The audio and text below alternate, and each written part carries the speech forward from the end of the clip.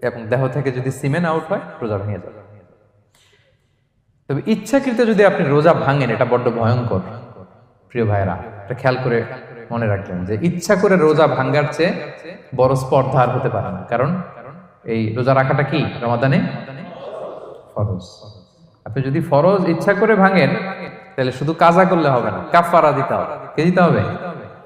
তাহলে আমরা জানছি কাজা, আমরা জেনেছি ফিদিয়া, এবার নতুন একটা টার্ম শুনলাম, এটা কি? কাফারা। ইচ্ছা করে রোজা ভাঙলে কাফারা দিতে হবে। এন্ড হোয়াট ইজ কাফারা?